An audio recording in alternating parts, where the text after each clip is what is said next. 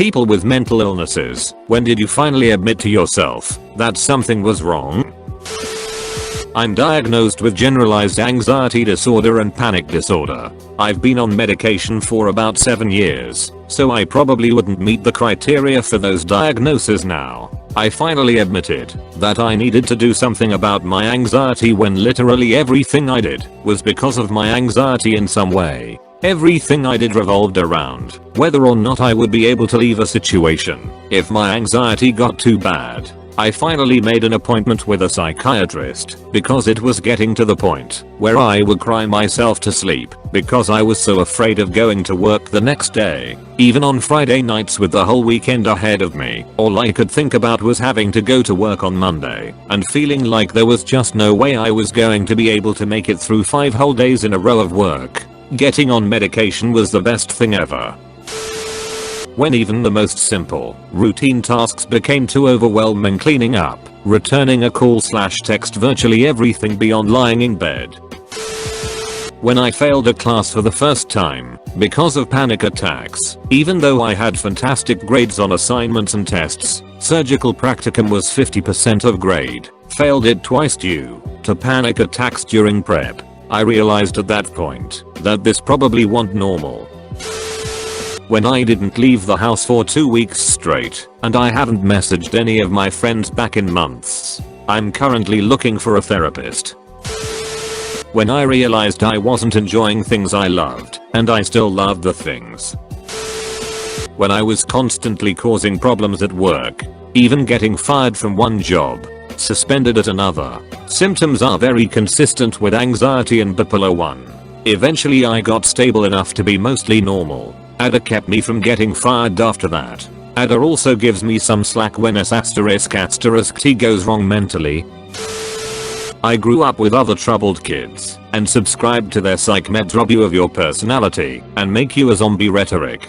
Then, in my late 20s I started having panic attacks after my divorce. Let me tell you, panic attacks are some S***T. Imagine the unshakable feeling that you're falling off a cliff for a good hour or so. Modern pharmaceuticals put a stop to them instantly. Got off them when things evened out. Can confirm I was never a zombie, nor did I feel like I was suddenly more awake when I got off them. Just didn't feel like I was dying once or twice a day. I knew a lot of depressed people on the internet and I would often talk to them. Eventually I realized I was experiencing many of the same feelings they were. I didn't really want to admit I was depressed, but I started learning what depression actually is. When I couldn't go to the grocery store without a panic attack first. If something as normal and routine as getting groceries is triggering you to experience that much anxiety, something isn't right. When my mom mentioned to me that crying for hours every day actually *isn't normal, I hid it so well that I suffered for over a year crying every day and wishing I would get hit by a bus. I figured everyone had a rough transition from college to real world and the daily crying was normal. I also became very reckless, putting myself in unsafe situations, etc. I think it's because subconsciously I didn't value my own life enough to guard against losing it. I first admitted it to myself when I noticed that I kept trying to fit in with the groups of kids at my school and labeling them nerd, idiots, popular ones etc. Which was odd considering I was 8 at the time and there was no logical reason why. Then it clicked. I started noticing everything I did different. From walking to talking to understanding and the fact I got anxious over stupid little things etc. I was diagnosed with Asperger's. Sorry for wrong grammar and not explaining it clearly. I couldn't find a better way to explain. When I didn't know my friends hated me and pushed me in a ditch and left me for the night. I'm bad at picking up social cues, so I don't know if a person likes me or hates me until he tells me. After my father died there was no one to educate me on such things, and after hell of 3 years a psychologist told me I might be autistic, Asperger's. For the longest time I have tried to deny that I was sick. I don't even know if sick is the right word, but I'm bipolar and it really has made life difficult for me. To the point where I can't even work. I have to admit to myself that I'm not okay. and that makes me sad. It makes me feel less than. My 11-year-old came to me about a year ago and said, "Mommy, why do I feel sad for no reason? I want to cry, and I'm angry and tired and nothing makes it go away." T broke my heart. Talked to him about depression, and he looks at me crying and says I'm not crazy, then I'm just sick. Little man is doing so much better with therapy. From the time I can remember, always agitated, obsessing, anxious. In 1982, aged 8, I couldn't enjoy Disney World due to what I know now as OCD, obsessed thoughts, and anxiety. I was unhappy, always a nervous wreck. I used to have panic attacks before going to sleep as a child and look at picture books to calm down. Believe it or not, my dad's high school textbooks from the 50s, literature and health. Thank God for them. My mom tells me I was a horrible, screaming, unhappy baby. When I walked into my boss office and told her, deadpan, that I needed to go to the hospital because I didn't want to live anymore, I'd thought about it, but the fact that I could actually tell someone else that I was getting ready to die.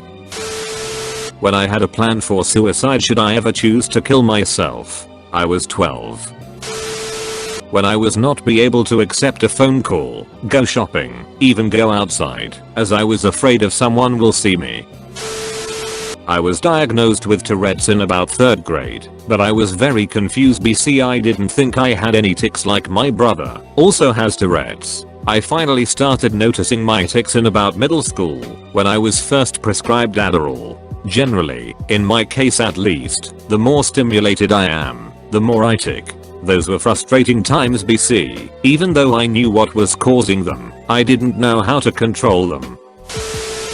For me, it was when I begged my mom to not make me go to school because I was petrified I'd die if I left the house. I realized that me constantly looking for escape paths in public and having panic attacks about the possibility of being killed was not normal, and no one else at school was dealing with this as well. I shared with somebody in a moment of honesty the weird sick T that goes through my mind, and they said, "And you think you don't need to be on medication?"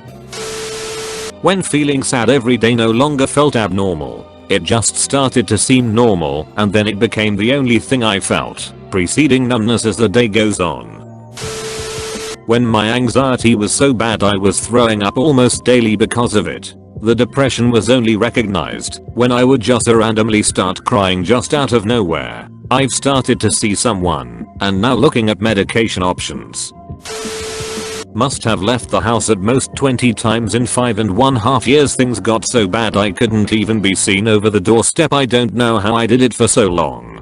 I don't take things for granted now. Small things like being able to visit my local stores, take my dog for a walk with some help from a friend, and a trip to the doctor's. Life has changed so much since them dark days.